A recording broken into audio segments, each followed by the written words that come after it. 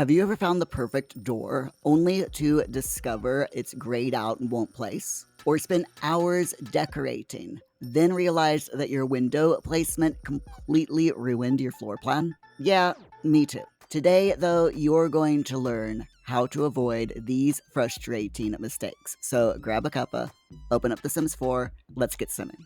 Your doors and windows live right here in the build menu.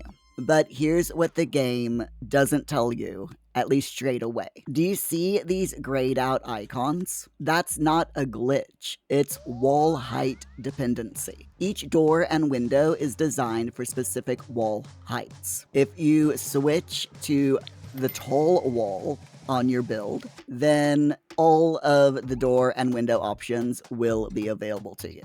Speaking of quirks, the next thing you'll see are the 3 curvature settings. We have support for regular walls, large and extra curved walls, and all curved walls.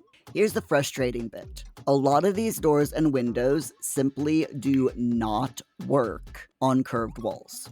The Sims developers initially planned to make versions of every door and window for them, but sadly, they never actually followed through beyond a few packs. And also, it's extremely buggy. Some of the doors will work fine on the curved walls themselves, but you notice there are places where you cannot place the door. And the same thing goes for the windows. Even though it says that the window is for curved walls, you can't put them here or here. It doesn't make sense, but there you go. And also, sometimes the windows will work. You'll be able to place them, but when you place a window, you then can't place windows next to them without them bugging out. I was really excited when curved walls first dropped, only to quickly realize that windows and doors were such a huge headache. It is a real shame as well, because we could do so much more with curved walls if they weren't so buggy. If you're building with them, be prepared that you probably won't be able to place many doors or windows directly on them and exactly where you want them to go. Now, you need to know this placement secret that will save you literally hours of frustration. Always, and I mean always, place your doors and windows before doing any external or internal decorating. And here's why. Changing wall heights after you finish decorating creates chaos.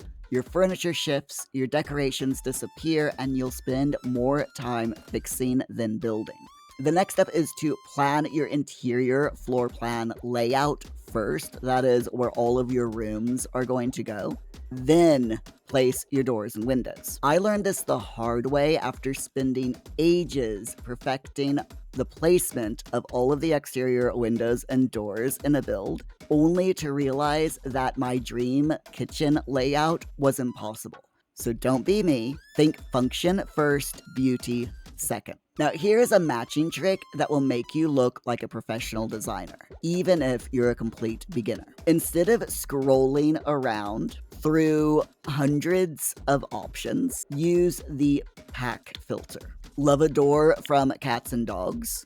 Filter by that pack, and you will instantly see all of your matching doors and windows and everything else that comes with just that pack. It's kind of like having a personal interior designer. And this way, you can match the look of your windows perfectly. So here's my golden rule. Place the bare essentials of your household goods in default swatches first. So this way you know the general layout of your build and can get a better idea of where windows and doors should go. Once your walls and floors are done and you've placed all of your doors and windows, then you can match your swatches. So exterior doors should complement your house's outside aesthetic, while interior doors should match the largest room that they're connected to. There are, of course, exceptions to this rule, but these are a great starting point. Before you start resizing your windows or doors, watch this disaster.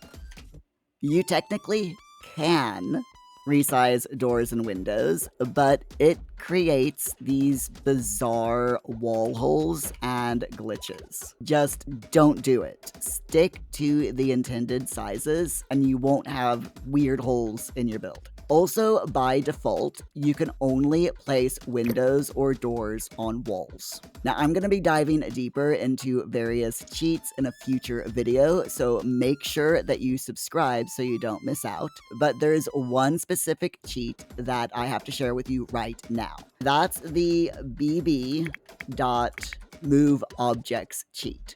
So press Ctrl-Shift-C on your keyboard, type bb.moveobjects space on, hit enter, and suddenly you'll be able to place your doors and windows anywhere, even without walls. Now this is perfect for creative builds, but remember they will still snap to nearby walls. So if you get too close to a wall, you notice the window snaps to that wall. And also, the usual rotation keys don't work, so if you try using your right mouse button to rotate the item, you'll notice it only rotates on one axis, so that arrow goes from pointing from the right to the left and vice versa. To get them to rotate again, or if you want it to face front, then you'll have to have it snap to a front-facing wall in order to rotate it that way. Just remember that and you'll be okay. So are you ready for some advanced techniques that will make your builds look completely custom? This first one will blow your mind. You can actually stack windows in The Sims 4. This creates completely unique window patterns that will set your builds apart. You'll need to touch for glitching, of course, but when it works, it's stunning. Unfortunately, you can't really stack doors. You can, but they won't work. Your Sims will not be able to pathfind to these doors if you do it like this, for example. However, you can place doors very close to each other, like so, for a fake double door effect. Just keep in mind that your Sims will only use one door or the other, and only one door will open at a time. They won't be able to open the doors both wide and use it as a single door. Are you in a rush? The auto placement tool or the by room tool will add windows to your house instantly. Now, it is a bit hit or miss, and you might need to experiment with different windows to see what works best. But this is perfect as a starting point. My tip is to use it for consistent height placement. Then you can customize each room individually. Thanks to recent updates, we now have glass wall swatches that let you create completely custom windows. You can try framing glass walls with your columns for a modern architectural look that is almost impossible to do with regular windows. And it works out a bit cheaper as well in a lot of cases. These techniques will seriously level up your building game. Which tip surprised you the most? Drop a comment below. I read every single one. Massive thanks to my channel members for the extra support. If you'd like to join the neighborhood, hit the join link in the description. Finally, if you want to know how to scroll through all of the different item swatches super fast, click on here to watch a video on that.